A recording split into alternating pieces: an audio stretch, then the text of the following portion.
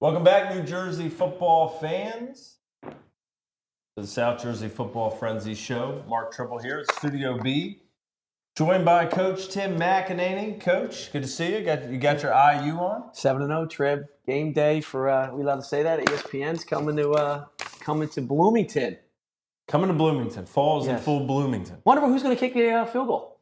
That's a good question. I don't know. Freddie Mac? I know a junior there that would love that Yeah, how opportunity. about that? Get a little bit of money. Get my tie clips a little askew here. Welcome in, everybody. Look, we're at the end of the season. You wouldn't think that by thinking College Game Day being in Bloomington, Indiana, but it's true. Football season is winding towards the end here. And just like anything else, there's been some head scratchers or some, I wouldn't call them upsets, but, against the grain a little bit on some of the games this past week, especially, where I know we're going to get into it, but playoffs are right around the corner. Looking at final seedings, trying to figure out where teams are going to fit. Still 80 degrees out. Yeah, still a little bit warmer today, Mac. Right. Now, I think hopefully we have some of our folks from North Jersey in here tonight. They're not watching the Mets anymore. No, Mets are done. They're done, and it was a rough weekend. But look, I know Hector, I know Dwayne. These guys are going to be showing up. But Mac, let's get down to business here. Playoffs are right around the corner. I'm jumping the gun. First off, I'm going to give a shout out to our presenting sponsor, Rod, and that is the West Jersey Football Coaches Association, established to promote, improve, and unite football in South Jersey. They've done just that. In less than 3 years, the association created the Battle at the Beach and have donated close to $80,000 to date to provide scholarships through the National Football Foundation and the Touchdown Club of Southern New Jersey. They donate to the charity Philly Faces, which helps those in need of facial reconstruction surgery. So thank you, as always, to the West Jersey Football Coaches Association for your sponsorship of the show. Sully, of course, Dave O'Sullivan, the owner of South Jersey Glory Days. Be sure to visit his site, sjglorydays.com, where he has game coverage. He has all types of coverage of every sport that you can find in South Jersey through the year. Thank you, Sully, for giving us this platform. If you're watching on Facebook and you're in the comments, feel free to chime in, but you're on Sully's Facebook page there. And, look, Sully is the reason we're here. And the other reason we're here is high school football, Mac. We can't get enough of it. Mm-hmm. I was talking about the other day to somebody.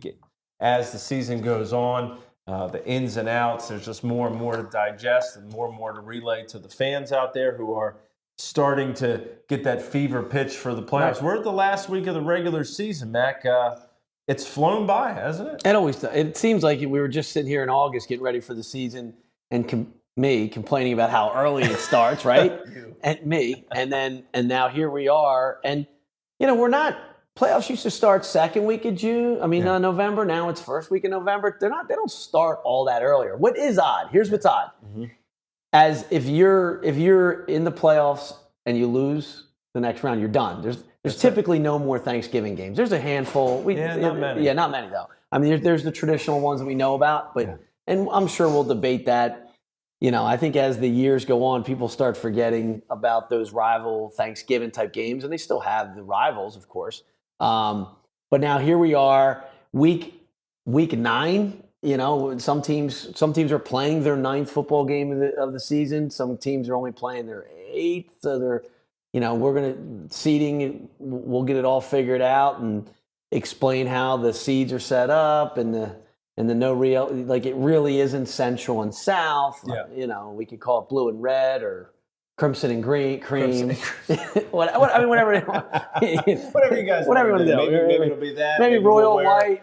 Maybe we'll wear the candy cane basketball warm-up pants on here. We'll see how far it goes when it comes to the Hoosiers and the motion offense they're running. But shout out to Coach Cignetti. He's done an excellent job. He wins. He wins. There's no question about it. He wins. My sister went to James Madison, season ticket holder, worked there also for a bit, and they said, Cignetti will get it done no matter where he goes. I'm like, Indiana, good luck. I was a fool. Well, he gets it done. They're in major contention. QB got a little thumb issue, and I think it's Teron Jackson, the backup. The backup is the brother of a superstar basketball player. Yeah, it's crazy, and obviously Indiana known for its basketball, but as I said to my son when he went there, I mean, there's no reason those schools can't, all of them, especially with the wherewithal, the money, the TV contracts, that every one of those Big Ten schools should be reasonably competitive. You would think that. There are also teams we think will be reasonably competitive that sometimes isn't the case, and other teams we are surprised to see where they're going. I will tell you this. I think much of the playoffs is probably already decided. There's going to be a couple things that change around this weekend. They're going to be slight tweaks for the most part. The brackets will be out, as Chris Baker says here in the chat, on the weekend. We'll preview all the action next week. Not going to be a whole lot of recapping next week. It's going to be more previewing the playoff picture in the groups that we have. I think from the beginning, we've had teams we felt were built for the long run, and they've proved themselves built for the long run to the point. But the games have to be played. And to that point, Mac, let's talk about what I saw in Linwood in our game of the week last week as Winslow went to Mainland. You're watching the game, and you see exactly the way a team would want to play Winslow. They're holding the ball. They're milking the clock. They get an early score when John Franchini throws a touchdown pass, a beautiful touchdown pass, about 18 yards. Coach Folsom, Coach Watson, Coach Smith, these guys, they've all coached them up. This is a team that was undefeated state champs last year. It's clear things are clicking for them. They're up 7-0 late in the second quarter, and Winslow is frustrated. Coach Belton's upset, calling timeout after timeout, just letting his kids have it, let them know they're not living up to the standard. And you're sitting there thinking, this has all the makings of a massive upset. Thank goodness I picked this as game of the week.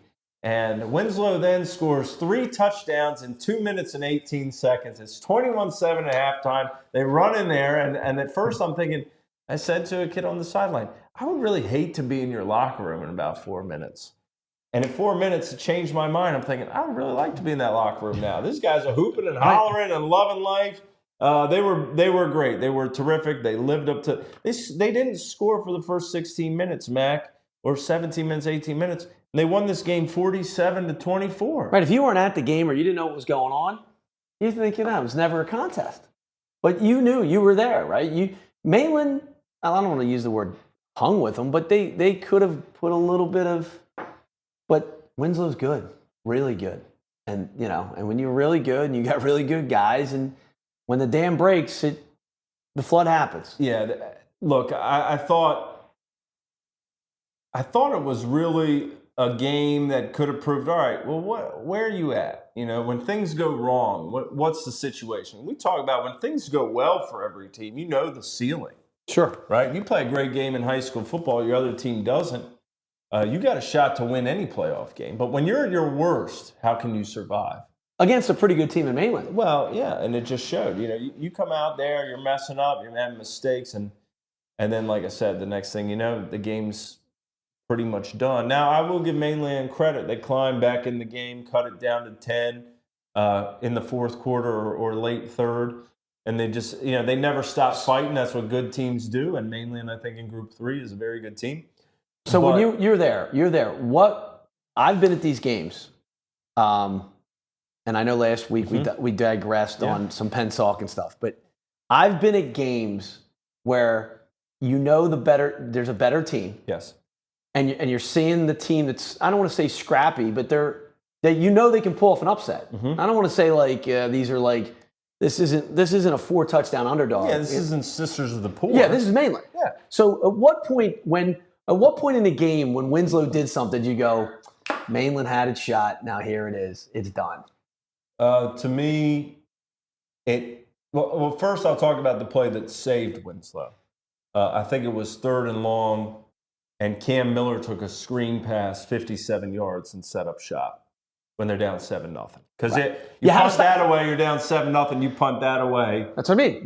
Mainland maybe takes the rest of the half, and it's 14-0 or 7-0. You're thinking, all right, you're in trouble. So that play, you're thinking, okay, they score. But that's it. The play to me is after 3 and out, the next series, high punt snap for Mainland. They fall on inside their 10. Right, but then it's an automatic score. Duckett runs it in, and all right, things are. But if I hate to say it, and I know Coach. I mean, obviously, I know Coach. So special teams. Folsom's better. I know Coach Folsom better than I do Coach Smith. Correct. But even though Coach, you're watching that film, you're on that rod, you're sitting there, and click, click, click, and you're like, if it's 3rd and 18, we got them exactly where we want them. And Cam goes 57. Now look, Cam goes 57 because Cam can go 50. Right? He's, they prepare too. Right. But in these games in these high school, it's always that.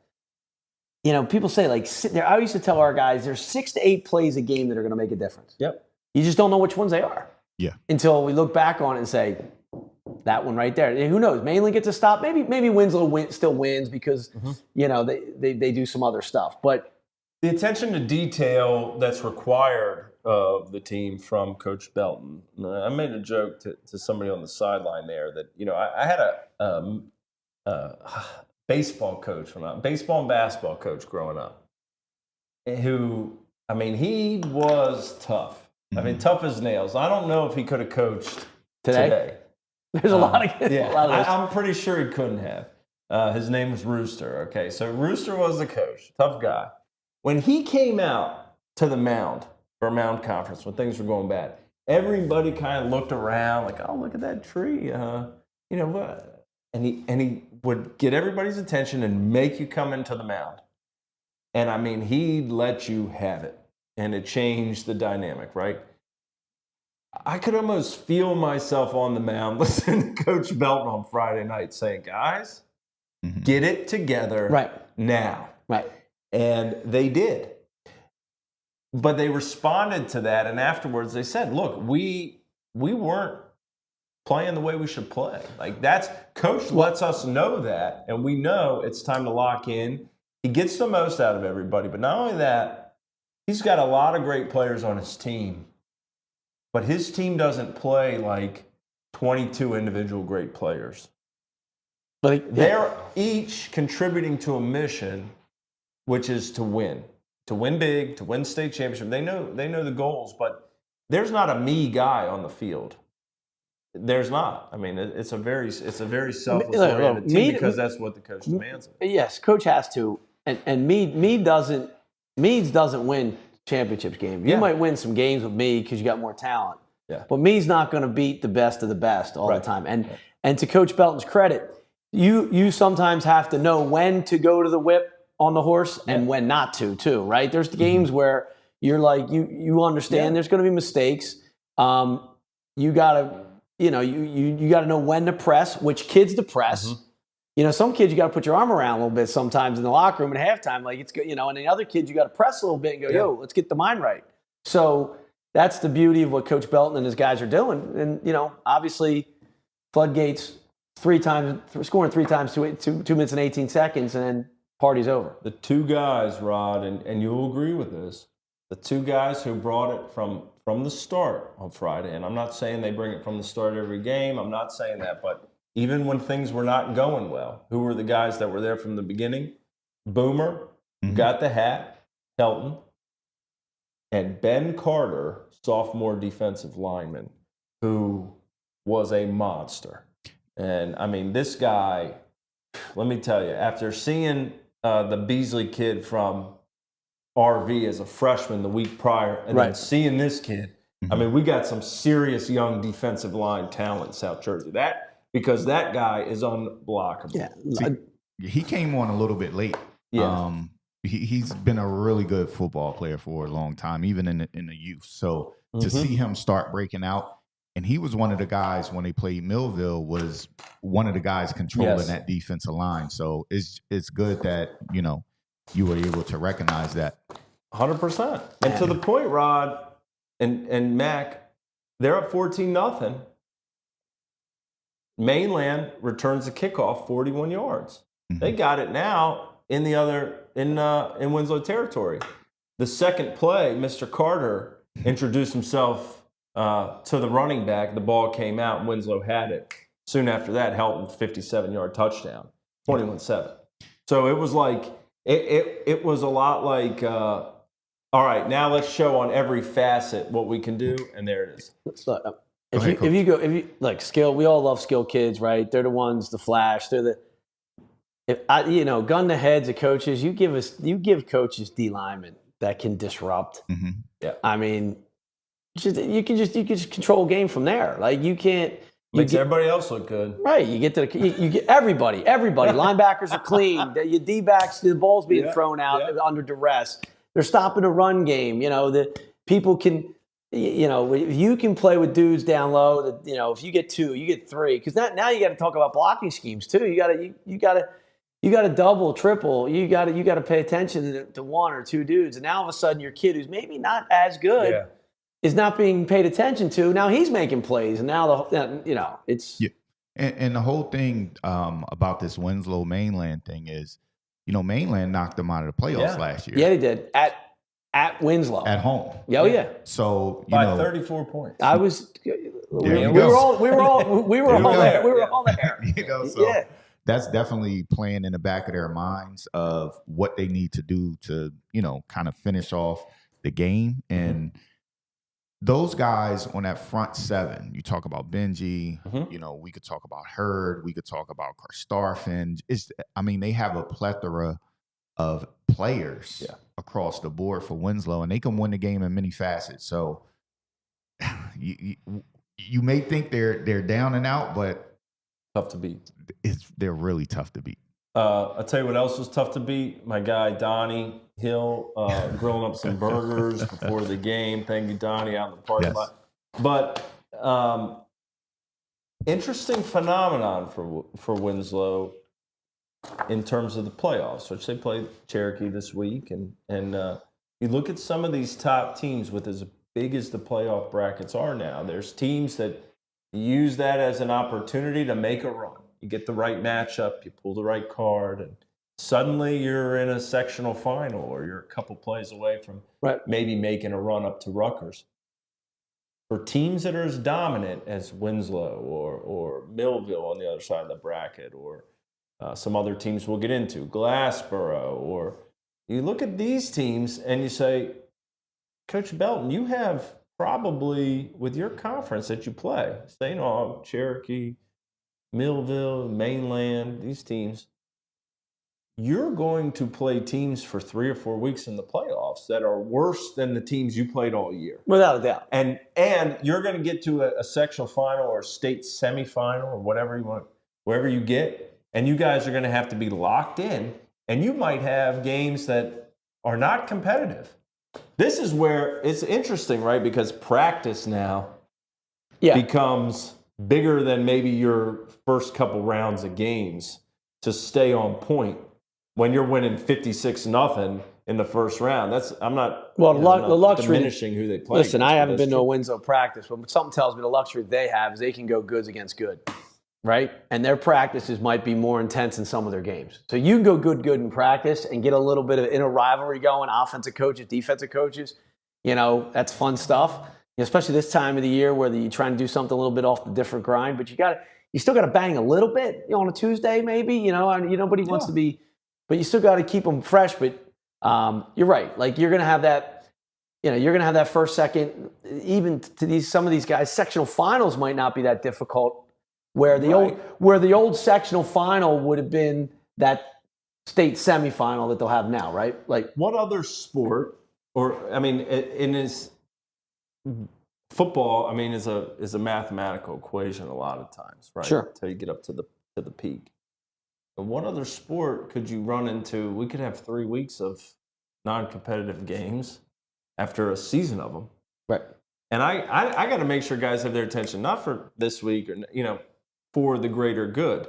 Don't get lulled into that fake sense of security of we're pounding these teams. We've got to make sure all the screws are tight. I'm not saying that's a problem for anybody that I've mentioned or anybody else, but I'm saying it's an interesting phenomenon when you think about it. That regular season ends and everybody says it's playoff time. But these guys are going to play teams that wouldn't win a game in their conference. But what this 16 team bracket has done, though, 16 snake bracket, Central South. We'll know the true numbers next week. But out of those 16, how many will fall out of the true South Jersey teams? What's your guess? In which group? Depends. Let's say Group 4. Probably half. I would think more than half. How about, now you go to Group 1. Okay. Group 1 and 2, you probably might have 12, 13. Yeah. So what I'm saying is, it gives an opportunity for more South Jersey deserving teams to make that world. Yeah. But, but you don't have just those 8 meat grinders that you used to have back in the day for that sectional title. So, the first couple weeks. And that's what I was going to say. It could help them where they are in the season. They've been playing some tough games throughout the season. So now you may have some guys banged up where you can kind of get fresh, you know what I mean? Like get some guys some other reps, I don't think it's going to hurt them. And again, I'm not just speaking about Winslow, though this is the example. I don't think I'm thinking forward to if Winslow plays Millville. Now you look at the Group 4 standings right now, and you think those two are let's just if you're taking pretty far and ahead away. Right? If you're taking the chalk, you got however many weeks. Yeah. When they come back around to play each other at this time, preparation through those weeks might not just be what they did in those games. Is what will tell who shows up and who's ready to go when they play that game. Listen, to everybody's point, you got to be careful. You start. We can talk about on these shows because we're like, we can. But as an old coach who now is an entertainer himself, he used to call it rat poison. Kids listen to us say, "Oh, Millville, Winslow," and then the teams along the route to Millville, Winslow. And we've all been around where the Millville and Winslow don't end up. You know what I'm saying? In every bracket, That's exactly right. And the true lesson of this, as always, is don't listen to us. You just stop there. Don't listen to us, but we like to listen to ourselves. That's why we're here. Dwayne is in here. Yes, Dwayne. Somerville is very good. Hopewell Valley in Group 3. You got Mainland. You got a team wearing red and white. Got a familiar face on the sideline now as well that many have counted out. They got a big win last week too. So we've got some games to review from last week in South Jersey. We're going to touch on where these teams kind of sit, looking at the playoffs a little bit here and there. Preview the week ahead, the final week of the regular season, and also we got some major shakeups in our best 11 rankings. So sit tight. The South Jersey Football Frenzy Show is going to be back with all of that right after this. The South Jersey Football Frenzy Show's presenting sponsor is the West Jersey Football Coaches Association. The West Jersey Football Coaches Association was established to promote, improve, and unite football in South Jersey. And in less than 4 years, the association created the Battle at the Beach and dedicated itself to helping others. They've donated close to $80,000 to date to provide scholarships through the National Football Foundation and the Touchdown Club of Southern New Jersey. The group has also donated to the charity Philly Faces, which helps those in need of facial reconstruction surgery. Thank you to the West Jersey Football Coaches Association for their sponsorship of the show. South Jersey Football Frenzy Show is also sponsored by SRA Home Products. South Jersey, let me tell you about my friends over at SRA Home Products. SRA has been building sunrooms, pergolas, and patio covers for over 25 years. They've built more than 9,000 projects in the Delaware Valley. I've had nothing but the best to say about Mike Foti in the time I've had the chance to be around him and his crew. SRA is a gold accredited member of the Better Business Bureau, under the elite provider status with Home Advisor, and they've racked up the Best of South Jersey awards throughout their past. They contribute to multiple sport associations and are huge supporters of Williamstown football. Find them online at srahomeproducts.com. The South Jersey Football Frenzy Show is also sponsored by the NJFOA South Officials Association. Are you passionate about football? Don't wait. Become a part of the NJFOA South Officials Association and join them to help officiate high school football games. With a diverse community of more than 250 members, they proudly oversee every high school football game in South Jersey, setting the standard for officiating in the state. By joining the chapter, you will become part of a team that upholds the highest standards in the game. They are more than just officials. They are advocates for sportsmanship, integrity, and guardians of player safety, champions of fair play. They offer the proper training to ensure you're ready to make the calls and uphold the values. Ready to put on the stripes and join the team? Visit www.njfoasouth.org and hit Join Us to register now. That's www.njfoa-south.org and hit Join Us to register now. Elevate your love for the game and become a football official with NJFOA South.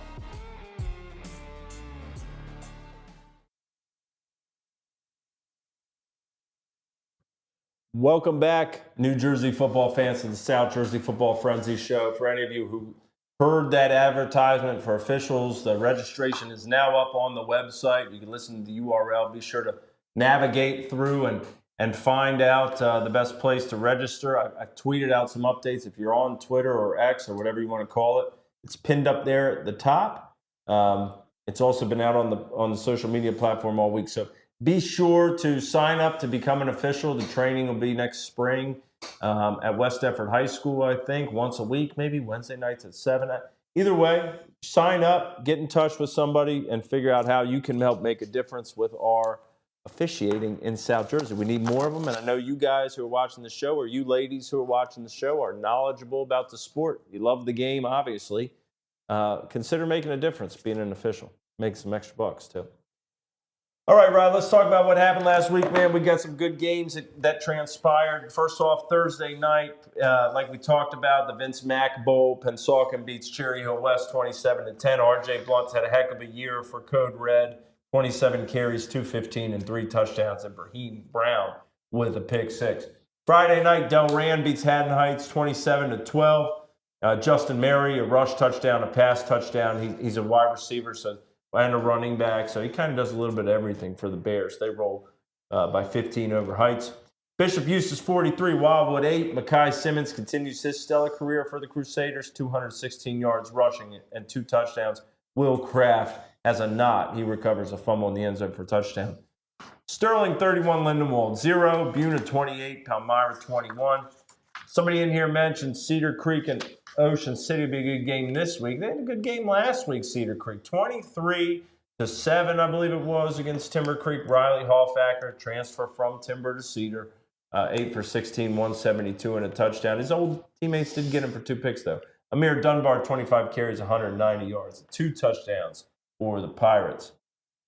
Oakcrest had 5 different kids score a touchdown on the ground as they rolled past St. Joe Hamilton 52-3. Washington Township at Kingsway. This is an interesting game we talked about last week. Mac, Township coming off a rough 27-0 loss at home to RV. Right, needed a bounce back game. They needed that bounce back, and they weren't shooting off the cannon because they were on the road, but they certainly had enough firepower. Caleb Palagianis, 88 yards rushing, 2 touchdowns. Jalen Robinson, Andrew Osborne, each run for a touchdown, and Ethan Binder with a pick 6. Township 35, Kingsway 20. I want to give a shout-out, too, to a guy named Denzel Lee. Cherry Hill East. Denzel's done a lot in terms of turning around that program from where they were When he started there, he had 23 carries, 285, and 3 touchdowns as the Cougars rolled past Defford 35-14. Denzel's the first player in school history to have 2 1,000-yard seasons back-to-back. Really? First one. Rushing. That's huge. Yeah. East has had some running backs. Yeah. Tommy Cohen back in the day. I mean, they had some guys. Yeah. And, I mean, the job Tyler Drob's done there as the coach for East. Yeah. Excellent work. And Denzel Lee's been, I'm sure he would tell you, he's been a pivotal player in that rebuilding of the foundation there. Well, 285 on 23. That'll do it. Yeah. Don't overcomplicate things, right? No. Saquon. Lower Cape May 10, Cumberland 7. John Fernandez catches a touchdown. Dennis Sarah with a game-winning 45-yard field goal. That's nothing to shake a stick at, 45 yards. Glassboro 20, Shalleck 10, a key Group 1 battle. This could be a playoff preview down the line. We'll see. Chris Foster, 219 passing, 2 touchdowns through the air. Kenny Smith does what he's been doing forever. 25 carries, 122 yards and a touchdown. Amari and Xavier Sabb each catch a touchdown for Glassboro. Might not be enough footballs down there. Might not. We'll find out on Friday. Triton 17, Egg Harbor Township 10, Bordentown 41, Florence 14. Middle Township 21, Absegami 12. Big game for Remy Rodriguez, 21 carries, 206, 3 touchdowns. Overbrook 34, Audubon 6.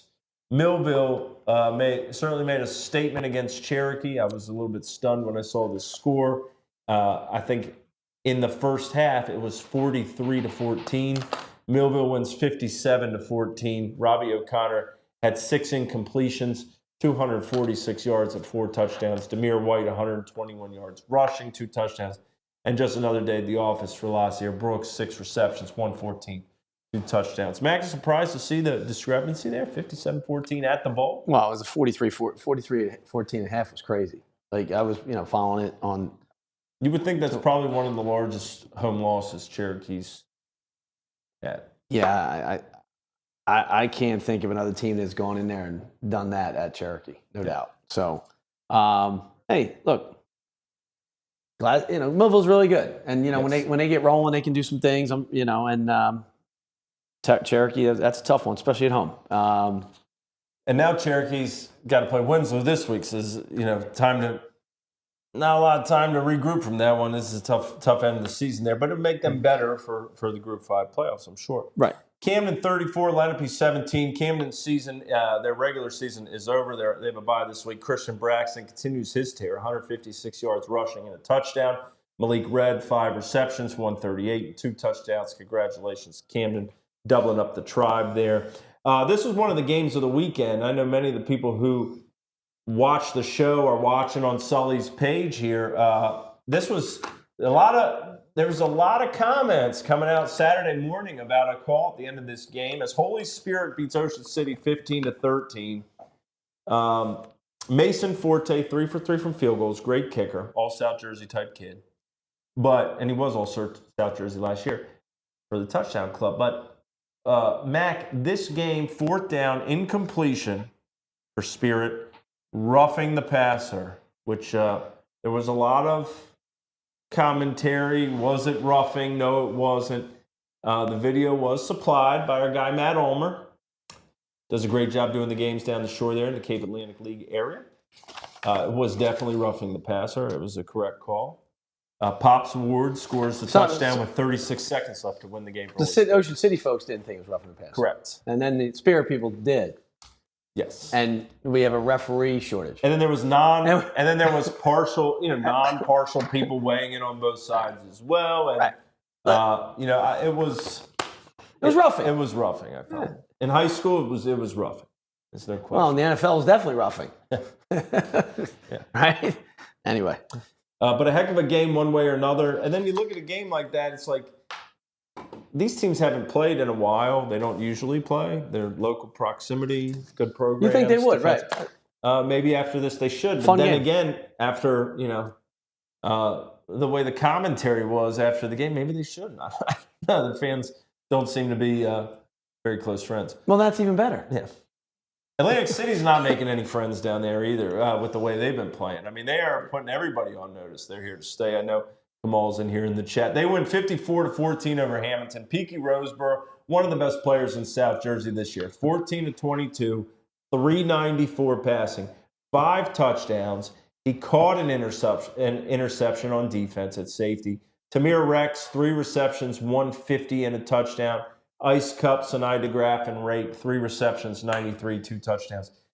Peaky Roseboro with 394 sets the school record in passing yards in a game, breaking the record of Peaky Roseboro last week of 393. So if that's any indication, he goes for what, 395 this week? Yeah, well, what's he had? 1 yard at a time. What's he got? 890 something. He's got 790 something over the last or 780 something.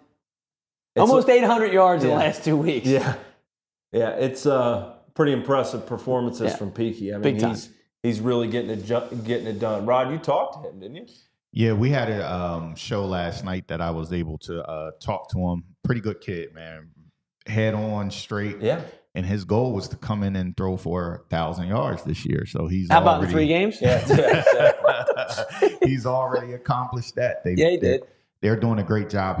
He's a very explosive kid. So, he's probably going to go. He said he's getting recruited more defense, but listen, some of those coaches need to look at him on offense as well. He probably can play the slot position or a running back as well. So, well, obviously athletic, right? Not only in the quarterback position, but with the interception, playing defense. I always get a little twitchy when my quarterback's on the field playing defense.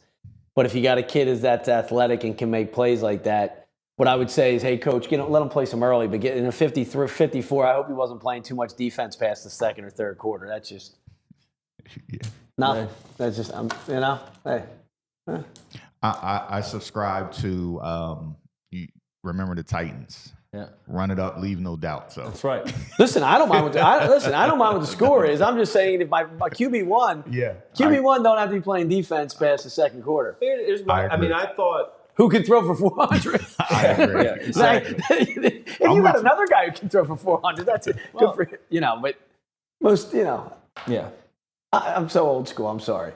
No, I think what he's done there this season has been incredible and good for him. Atlantic City, a program in this Group 5 mix. We got a couple of them. We've mentioned it before. They're all kind of neck and neck, and it's going to be fun to see when they clash in the playoffs. Yeah, it is. RV, Township, others, Kingsway. And we'll see what happens with Cherokee after they get through their gauntlet. So, Pennsville 35, Lawrence 8. Paulsboro beats West Deptford for the Mayor's Trophy 18-12 in overtime.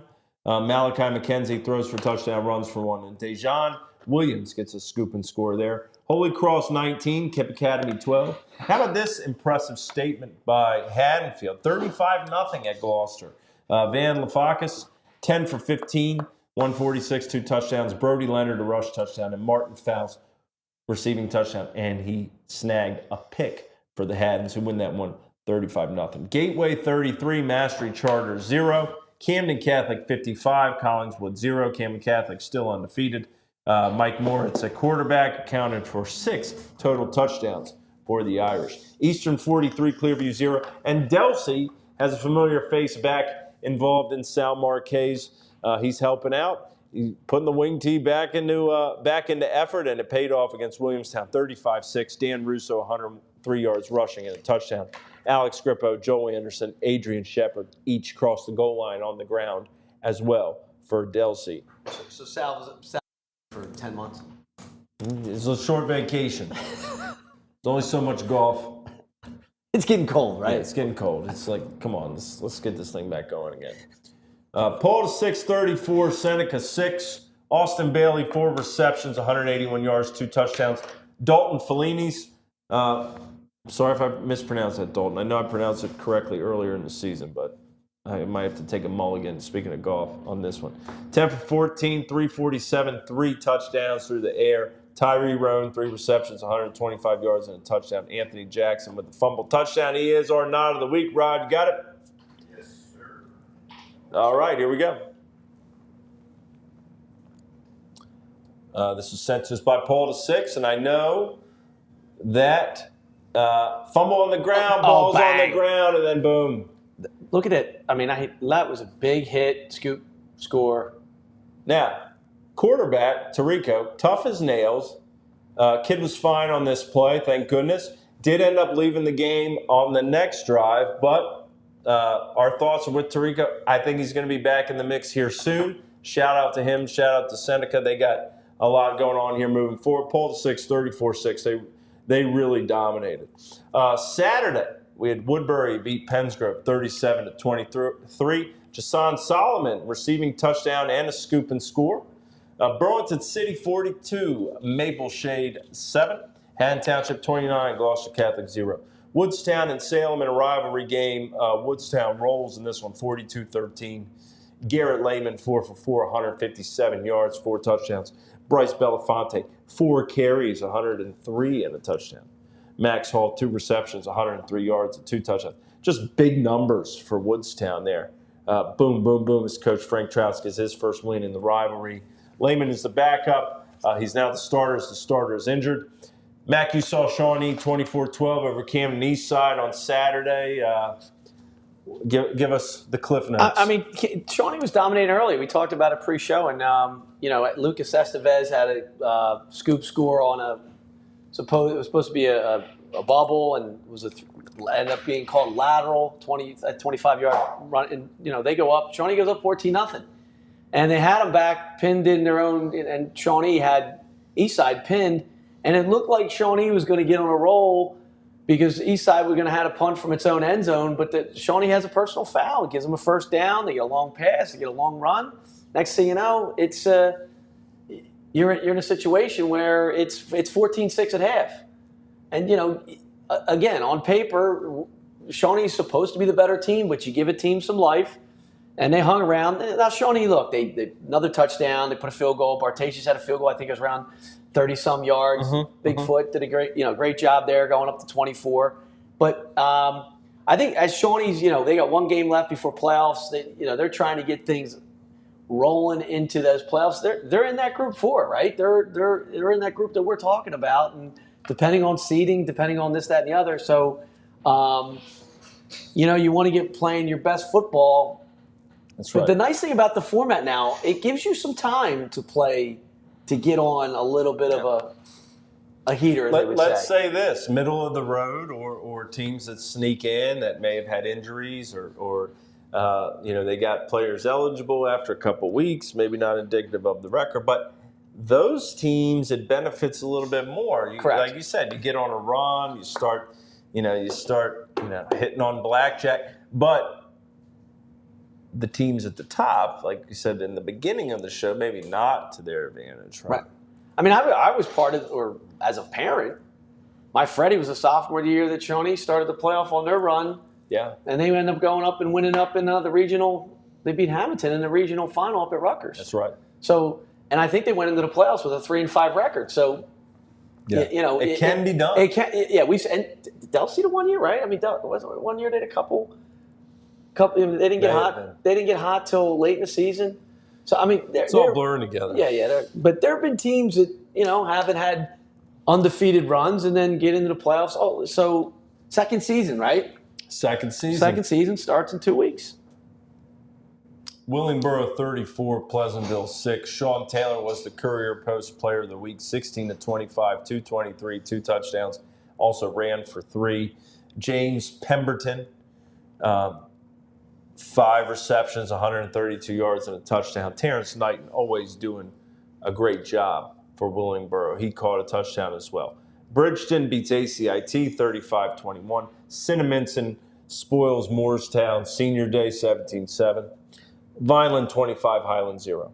Riverside 34, Pemberton 12. Burlington Township 26, Northern Burlington 7. Quade Hendricks, one of the best players in that area this year. He's really, really coming on strong for Coach Everett and company.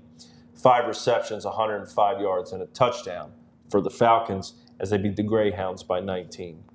And then this was a game that, there were a lot of folks interested in this one to see how it would play out. We saw RV in our Game of the Week 2 weeks ago handle Washington Township. They've really been rolling since losing to Camden. They beat St. Augustine 20-14. They come from behind. Savion Adams, 14-20, 139 a touchdown, 7 carries, 116. Devin Duana, 1 rushing touchdown. Brody Dieter, his required 1 receiving touchdown, right? This kid is always in the end zone. He's got to check that off before he can walk off the field. David Aginsola, 2 sacks, 3 tackles for loss, a forced fumble, number 17 in red and white. The guy was a thorn inside of Washington Township when I saw them as well. RV now seems to be molding something special together. Talk about getting Teams that are coming on. coming on at the right time of year. Coach Lucas does a great job, as we've spoken about in the past. And they got a lot of you go through their team, their roster, they check off a lot of boxes, right? Yep, They get a lot of boxes. yeah, exactly. So took apart Township. Everybody was kind of stunned at that one. I would think most probably had Augie if they were picking last week. Yeah. And here you go. So they got to keep doing it. They come from behind to win that game. They're at home Saturday afternoon. Big win for them. On the St. Augustine side, I think that when you look at the games that they've lost this season, Winslow, Holy Spirit, and RV, the common denominator is just not putting enough points on the board. And then they got another tough one. Who's all getting? They've Millville They this got week. Millville this week. So the offense not quite where they want it to be, and there's no question that it's got to get better for the playoffs because as we know it's they don't. It's not easy. Not a good playoff. Not an easy playoff bracket. Bergen's not bad. Yeah, they're pretty good.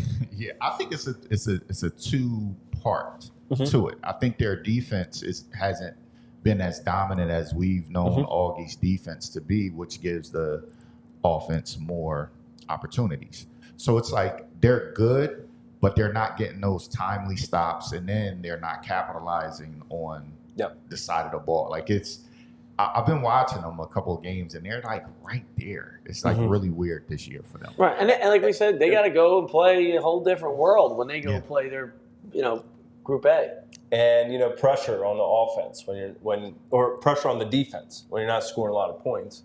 There used to be a guy at Lenape, the head coach. The team would score like 10 points, 13 points, 16 points, and you think, man, that's a lot of pressure on the defense. Luckily, he had Coach Woj on defense, or Coach Hendricks. Yeah, thankfully. Being able to keep him in it. Right.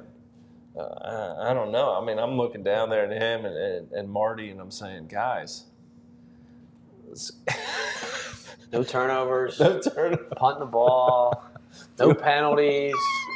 Short fields. Field position.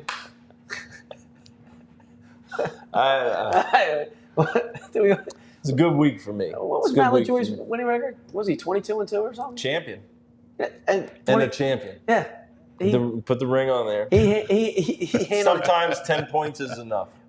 Eight would have been enough that night. 8 would have been fine. Yeah. Sometimes 10's enough. Yeah. Defense travels, man. Yeah, it does. And when it gets cold, it used to get cold. Yeah. It used to get cold. It used to get cold. And it was cold that night. It used to get cold in December. I'd love to have Rowan used to shut the lights off, whatever the required time after the final whistle. Didn't matter. We're out there. Didn't matter. Didn't matter. You're done. Best game of your life. We'll give you go home. Right? We'll give you 22. We'll give you 22 minutes to collect everything. Yep. Get out. Get out. And it did used to be cold. We had some pretty good running backs too, by the way. Yeah, you had some great running backs and great players. The players, I thought players, sky was the limit for the players. I would have taken the players over the staff any day of the week. 100%. Talk about D lines, Rod.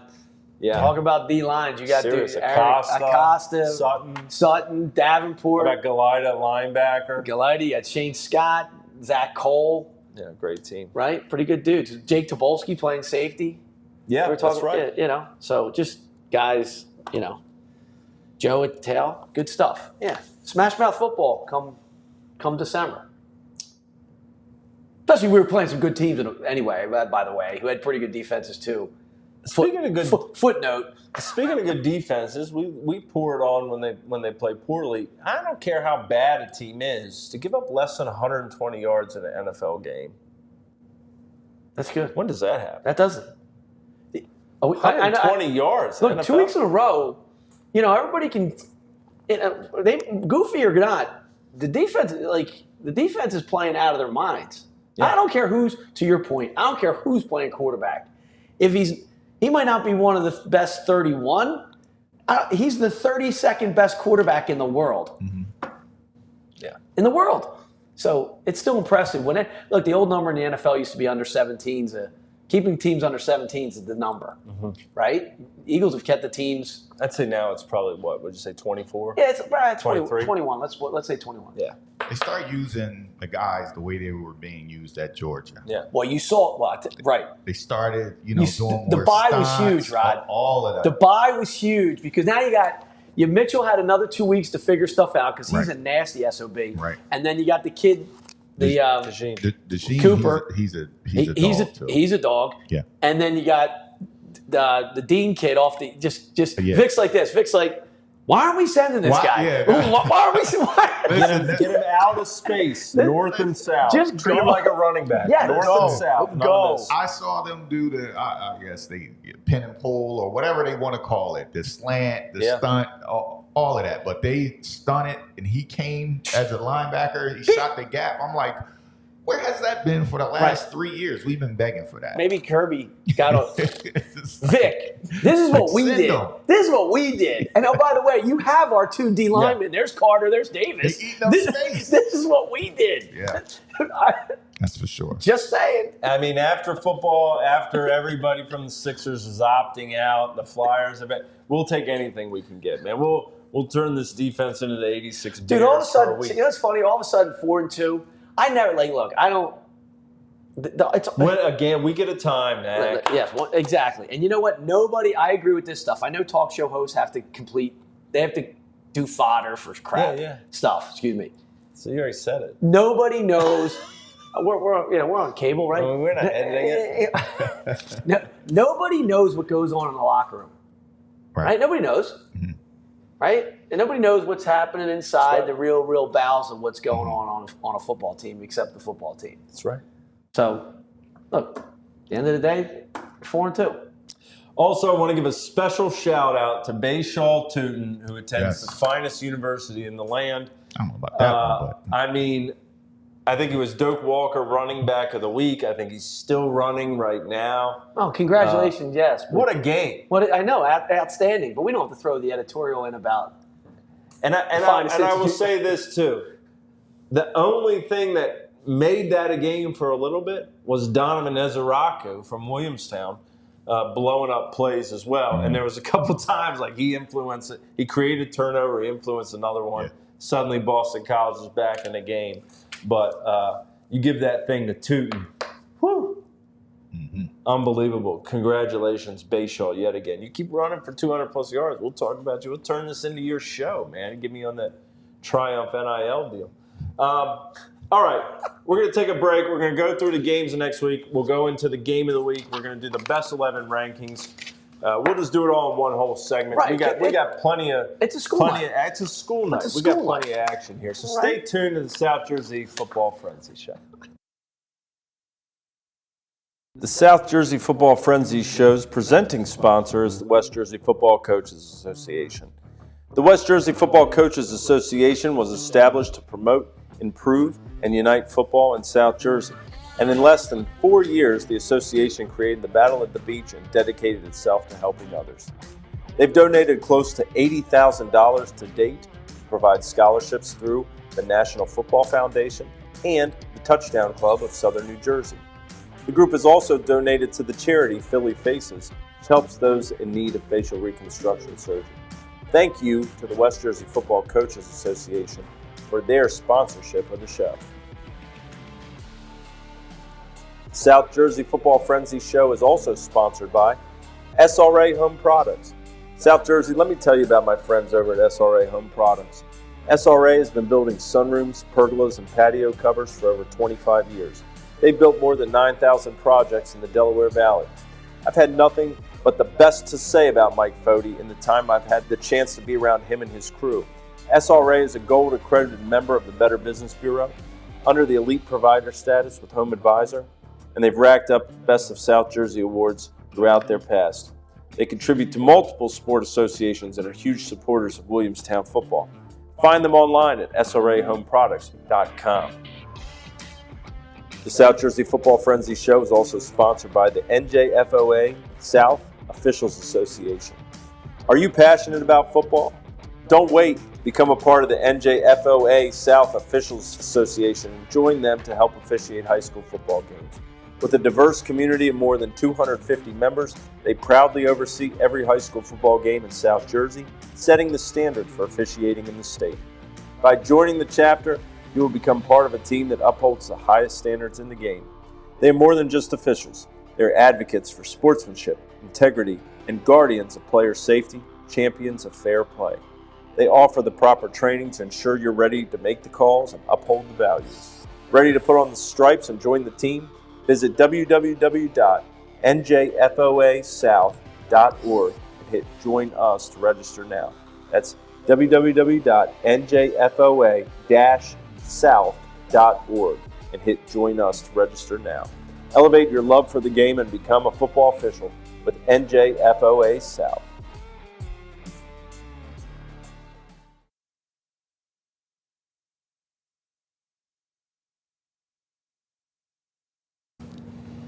Welcome back, New Jersey football fans, to the South Jersey Football Frenzy Show. Mark Tribble here, joined by Tim McEnany and Rod Self at Studio B. Again, I said it earlier in the show, but if you listen to that advertisement that the officials have put together, please go over there and look. You might want to sign up, register. We need football officials. These guys are stretched thin. Their games are being moved to Thursdays. They're being moved to Saturdays. They're being moved all over the map so we can get enough reps. We don't have reps. We don't have ball. We don't have ball. We don't have a show. We don't have a show. What else? Mac has to stay at home, and Tracy will go nuts.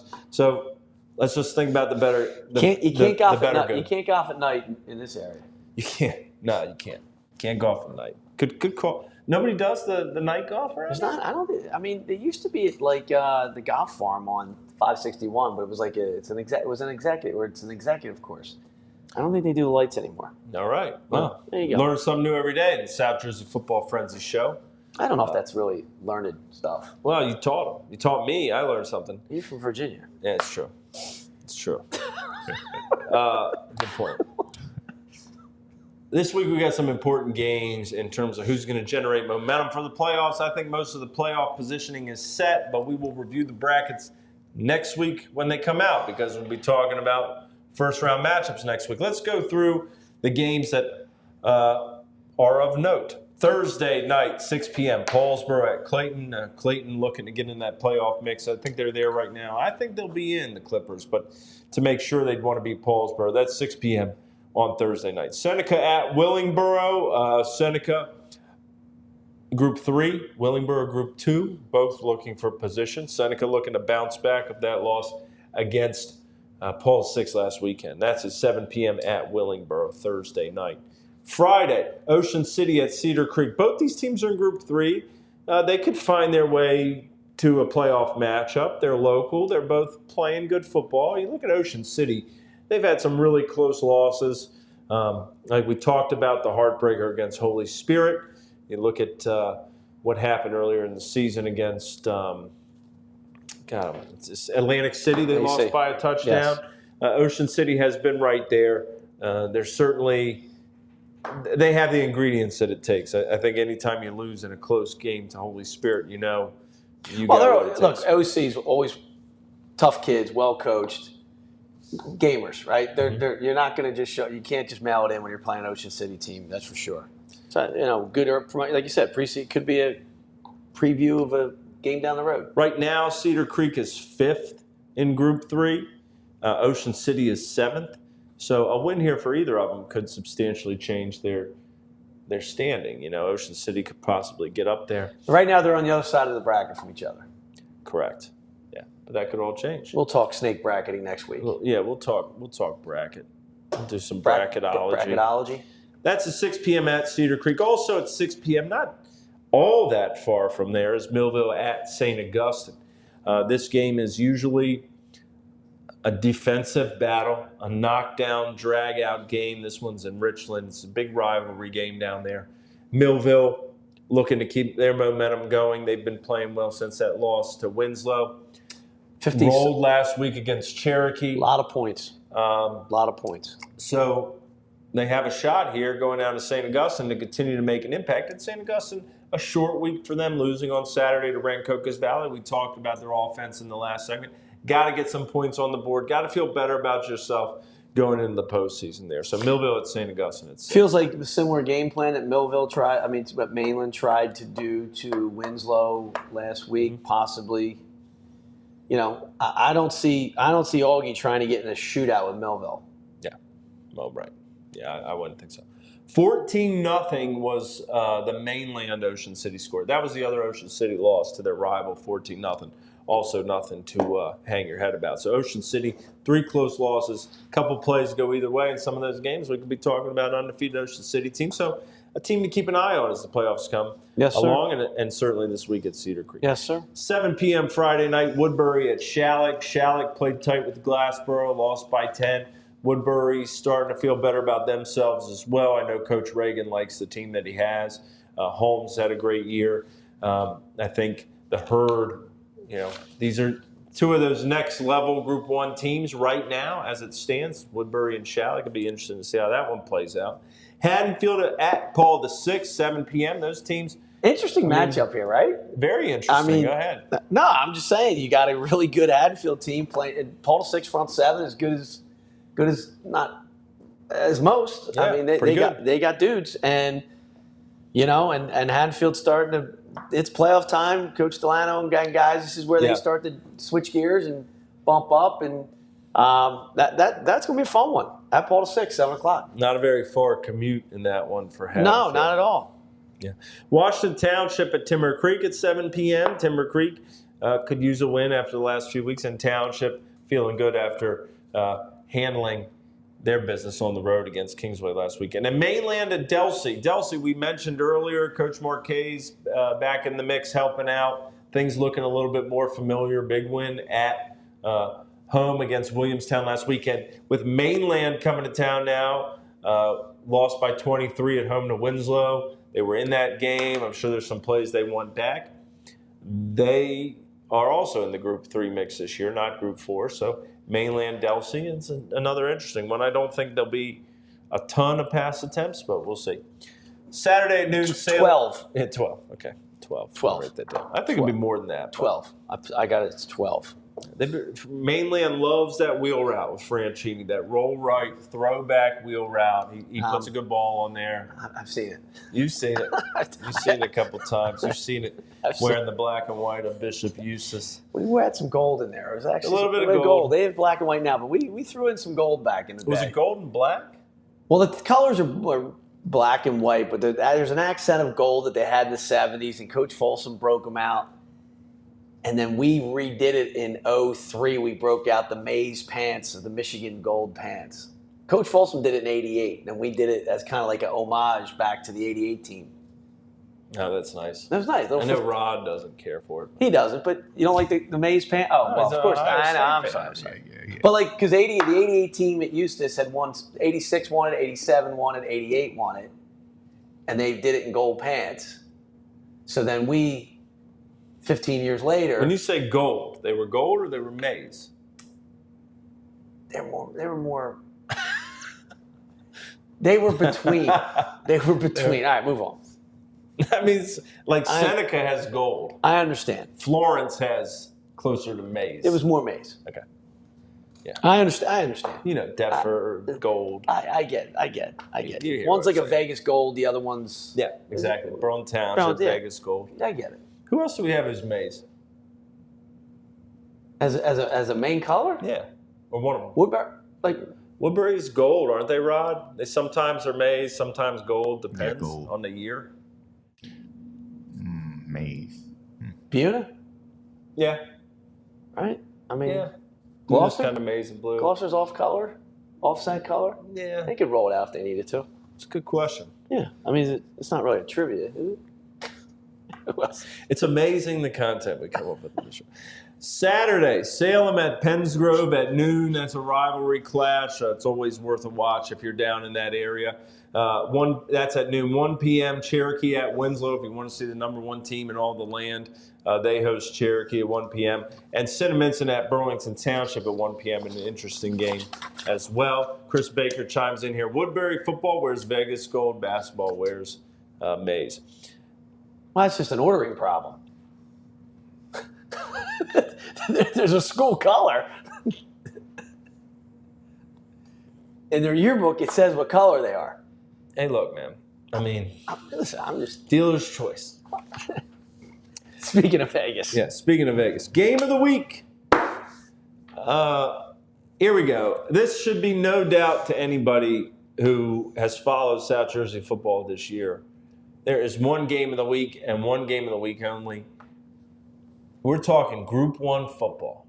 Rod, put the one on me. This is Group 1 we're talking about. This is close to my heart. Mac, stay over there in Group 4, Group 5 land. Group 4, Group 5, Stay over there. Camden, Burlington County. I'm done. Pennsauken, Deptford, Lenape, Cherokee, Cherokee. RV. Stay over there for a Okay, second. here Let me we look go. right at this Yeah, camera. Williamstown, go ahead. Let me look right Go at you ahead. and say this. Talk Salem and Burlington. We're talking Cumberland. Woodstown Wolverines at Glassboro Bulldogs. Undefeated, both of them. 1 and 2 in the PowerPoints, respectively, in a group where Group 1 in the South is going to probably be favored to win it all. Yeah, there's some good teams up north, too, but these two are pretty good. Last year, they ran into each other twice, and Woodstown was favored in both of those games, I would say. Glassboro wins 13-7 in overtime in the regular season at Woodstown. They come back, they play in the state semifinals. You think, Glassboro has to go back to Woodstown. There's no way they can do it again. It was so close. They found a way to do it again. They had a punt return for score late. They win that thing 14-10. Unfinished business for Coach Trout, who was on the staff last year under Coach John Adams. It's his first year at the helm as the head man. Some unfinished business for Woodstown. They've been taking care of business slowly and surely. You know they're going to run the ball. Bryce Belafonte. They had to switch at quarterback. But if you listen to the recap earlier in the show, you know Garrett Lehman, he didn't miss a pass last week.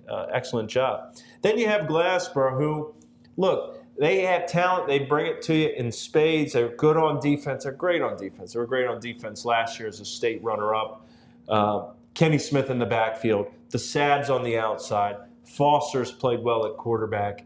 This is the game you want to see. This is the game you could probably see again in 5 weeks or so in the state semifinals. No doubt. But we'll see. I talked about Shalleck, Woodbury. There's other teams throwing their proverbial hats in the ring as well. But this is the game of the week. It will be at 6 p.m. at Glassboro, and I'll be there. Yeah, and the only thing that's odd, Rod, is that it is a Friday night game. You would think it was full-fledged Group 1 football to be played at 9:30 in the morning somewhere in Salem County. Mm-hmm. But no, it's a Friday night game. No, it's a Friday night game. 6 o'clock. And it'll be a Friday night game on either home field. They're both night game performances. I understand. It was kind of a tongue-in-cheek. Shore Regional, Cedar Grove, Butler, all good teams. I'm not disparaging them, but I feel strongly about this Glassboro-Woodstown matchup. I have an inkling that this is going to be. We look at last year, 14-10, 13-7. I love this matchup. I love when you see two undefeated teams face off. You think it's happening again in 4 weeks as a state semifinal? Is that what you're saying to me? That's what you're thinking what's happening? Here's what I think. Because they're going to be different sides of the brackets. Most likely.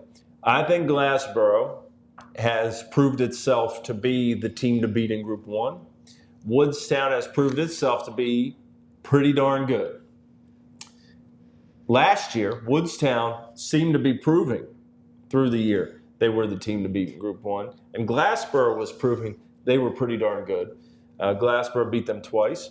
And Woodstown now, there is no pressure on Woodstown going into Glassboro.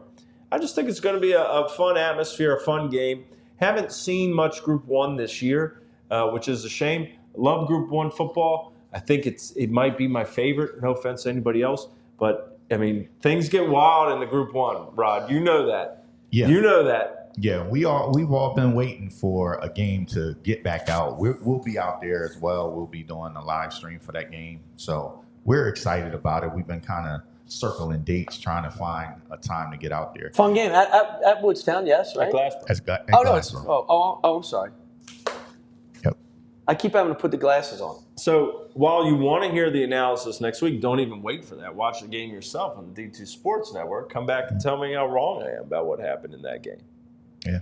It's going to be a lot of fireworks. Mac's going to have it on his phone. I'll be following a little bit. Well, because the Shawnee game starts at 7, the old normal time for a football game on Friday night. So, folks at work, Also, oddly enough, the parents can get to games at 7 o'clock. Oddly enough, this is very weird to me. Last week was the first game I'd covered at Mainland. Ever? Yeah, I always caught them on the road. Huh. Like last year, their playoff run, they were on the road. When they played Millville 2 years ago, the state semifinal. Did you go walk through the gym at all? Was it Cherokee? Did you walk in, see some Doug Strang stuff? No, I didn't. But I did. Like I said, I was too busy eating hot hamburgers in the parking lot with Donnie Hill. No Clyde Folsom This old was the jersey? first time at Mainland covering a game. It was cool. Yeah, that's cool. This is my first time in Glassboro covering a game. Stop. I've only seen him on the road. Stop. Wow. Stop. Yeah. Yeah. That's back crazy. to back weeks of First, first This for my me first- after a decade. this will be our first broadcast at Glassboro too. So It'll be great. Now, Yeah, but you've been covered games at we've been Rowan at Glassboro. across the street. I understand. I know I'm very well aware. Shout out the lights. Hopefully, Glassboro keeps the lights on for us a little bit. I think it's going to be a great game. Glassboro, Woodstown. If you don't have anything to do on Friday night, just go on, head down there. I'm sorry, Glassboro hosts Woodstown. Go down to Glassboro and see what you got. and I just want to say these games have a little bit more punch to them because of the history that they've had here lately. Last year, Glassboro coming on, I think it was like a halfback pass or something that got them to win that game. So you know that's going to fuel the fire of both They teams. beat him twice, Rod. Yeah. And he's saying, "Oh, Woodstown has no pressure." I'm Woodstown. I want to get my. Want to get my get back. You want to get my get back? Yeah. Yeah. Woodstown has an us against the world mentality. In everything. Going in. In Yes, everything. In everything. And going in there. In everything. You know? And It's okay. I mean, I love it. I love it. I mean, look. My boy it's- Frankie LaRubio used to run the Woodstown That's Boys. right. Frankie, I hope you're watching. That was pre. I think it's going to Adams. be. Excuse me. I think it's going to be a great game. And I want to see Timmy Breaker out there, No sleeveless sleeves, vest, cowboy hat, boots. boots, bulldog walking on the field. I want to hear the cowbells on the other side of Woodstown. Yeah. This is South Jersey football at its finest, man. When you get some good Group 1 matchup late in the season, Mac. I hear you. You know it. All right, let's talk about our best 11 rankings. Now, if our Atlantic City contingent is still in here, I want to apologize in advance. But what I will say is this was mathematical this week. But what I mean by that is the rankings, while shaking it out, it is very clear who beat who beat who beat who. Sometimes we hope for this. We got it. Now, this is the end of the rankings. There's not going to be rankings next week. Maybe there will be next week. Maybe. But we don't do them during the playoffs. We No. come back with our final rankings. So, But this is what we've been asking for. yes. Yes. And when you get it like this, it makes it Yes. easier, but hard at the same time. It makes it easier, Right, but the bottom half is. He's apologizing, but you don't, I'm have, to, saying you this. don't have to Atlantic apologize. City has handled their business. Okay. They've done a great job. Okay. And they dropped. So that deserves some type of They drop. apology. Yeah, I'm listen. sorry this is how it shakes out. I don't want to drop a team that wins. That listen. stinks. The quarterback gets set a school record. All right. Well, you have to And put I'm saying they drop. Well, it's just how it shakes put out. him as an A under the other number, and then omit a number like a golf And tie. here's the thing. Atlantic City, if you win the Group 5 state championship, It don't you'll be way up there. It's simple. It's Way up to the top. it's simple. There's Yeah. a Group 5 team. There's a group. Yeah, it's simple. So go. Yeah. Well, look, it's Atlantic City. Sometimes the dealer hits a 7 on a 14. It's not And fair. sometimes a team beats a team that nobody thought would beat that team, and they get more props. Okay, All right, we've done digress. enough. We've done enough apologizing thou beforehand. protest Enough too much. politicking. Yes. Enough apologizing. Let's get into it. Number 11 in the best 11 this week. Paul to 6.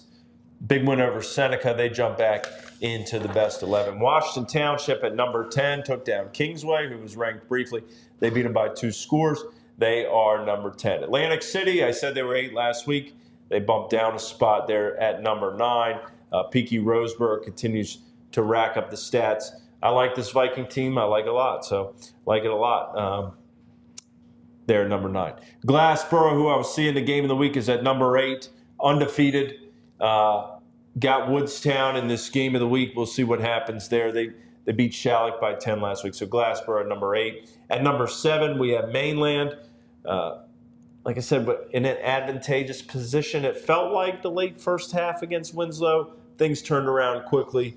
Couldn't hang with the Eagles. But they have another big one this week as they face Delsea. So Mainland at number 7. At number 6, we have St. Augustine. They face Millville this week, and they had a tough loss to our number 5 team. So you go right down here. You say number 7, Mainland. They beat Atlantic City, who's number 9. They lost to St. Augustine, who's number 6. St. Augustine lost on Saturday to Rancocas Valley. That's who's number 5. RV continues to put together. They have Lenape this week.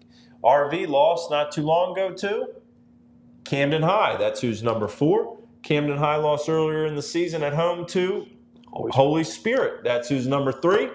Holy Spirit got shut out 35-0. The opener to who, Rod? No, the Bolts. Millville. That's who's number 2. And Millville's only lost once to a team that hasn't lost at all. I saw last week, really delivered in Winslow Township at number 1. So we have number 1, Winslow, 2, Millville, 3, Holy Spirit, 4, Camden, 5, Rancocas Valley, 6, St. Augustine, 7, Mainland, 8, Glassboro, 9, Atlantic City, 10, Washington Township, 11, Paul 6. Sounds pretty good. It's pretty good. It's pretty solid. Not bad. Can't really, argue. It's the best. We'll get but- arguments. But the best have played It's the best. right there. It was Glassboro, Atlantic City. Glassboro's undefeated. That's the tweaky. Yeah. Could Atlantic City be Could 8? go either way. Could Atlantic City be 8 and Glassboro 9? Sure. Yeah. Glassboro's undefeated. Yeah. So they get the props. Now Glassboro will say they don't want to be higher than that. They're chomping at the bit. They want to prove something this week against Woodstown. Just saying. We will see. So they haven't had their all bullets the whole season, have they? Right. Sheesh. Yeah. Great show tonight, guys. Great show. Everybody brought their A game. We're getting ready for the playoffs. We're hitting our stride as well. We got practice. We got study hall. Everybody's all in. We're watching film. We're breaking it down. We're doing our part. You do your part. Share this out to your friends, other South Jersey football fans. If you know somebody whose kid gets mentioned, just add them in the comments on Facebook. Everybody has Facebook. They'd love to see it. So I don't. No, you don't, Mac, but that's okay. I mean, our house does. Yeah. Appreciate everybody watching, chiming in, comments. It's all great. Best time of the year, right? Yeah. Football, Halloween. It's supposed to get a little colder, maybe. Maybe a little colder. Maybe we can play some of these games in the 50s or 60s soon. Nah, I'm good. I'm cool. Yeah, Rod's like, I'm all right. Listen, No, cool. I'm all right. I'm good with that. He's good. Nah, listen, Rod, T-shirt, shorts. my whole run the ball and defense doesn't hold water in 75-degree weather. if I was coaching, it would be a different, thought from me. But as a fan, to sit on those aluminum bleachers, It's cold. It's freezing. It's cold. up there. So, I'm good. Rod- Keep it above 50. Rod, so when we're we- good. Rob, we used to walk down that cement walkway to Lenape and see that wind whipping. I'd look up at that flag and see the 20-mile-an-hour Yeah. wind, and it was like 30-something. You'd be like, oh, this is nice. This is Those defense. pads sound a little crisper. When This it's is cold. defense. The pad level gets low. This defensive weather. Do I think I need contacts? I think I most poked myself in the eye 15 times tonight. I'm not used to wearing the glasses. I don't know. I'm just. I don't just know the answer to that. Footnote. Footnote. You stuck around this long, you just get footnotes to the rest of the article. Thank you again to Rod, his company, D2 Sports Network. They will have a live stream of the Glassboro-Woodstown game on Friday night. He is the man who gets it all done here from beautiful Studio B. If you need photo shoot, live stream, a photographer to come out to your game, you need anything, be sure to talk to Rod. He will hook you up. I cannot recommend him any more than anyone else in the world for anything. He is the best. Contact him for studio You did time. a nice piece on Coach Gillum, right? Yeah, that was pretty cool. Yeah. That's pretty cool. I wanted to get him in a different setting. Like sometimes everybody they're so uptight, so I just tried to have a conversation with. Yeah, good luck finding a coach that's different, like chill in the game. You got to get him in a sliver. It's like it has to be after a win. Yeah. Maybe like a half. Yeah. Listen, Yeah. we beat Howell, and the first thing I have is John Lewis putting in my face Iverson Clement's punt return against Millville. He goes, "Hey, here's what you have next week." Like we enjoyed our semifinal win for literally my walk from the kids over to talk to John Lewis until he goes, "How are you going to stop this guy?" Right. Thanks, John. Yeah. So catching a coach during the football season, during playoff world, where his guard's a little more chill, it's always interesting. Yeah, it was a good conversation. So just wanted Good dude. to highlight them, and we'll have some more stuff coming up. D2 Sports. Yes. Hey, man. Great show. Great job, everybody. Thanks for watching. We'll be back next week to preview the public playoffs. I think non-pubs wait a week. IU, good luck to the Hoosiers. Don't think we have any Husky fans in it. We might. I don't know. Go Hoosiers. Yeah. We'll see you guys next week. Stay safe. Stay warm. Go out and watch some football. Get ready for the playoffs with us next Wednesday night, 7 p.m. right here. South Jersey Glory Days, D2 Sports Network. Have a wonderful night and rest of the week from all of us here at the South Jersey Football Frenzy Show.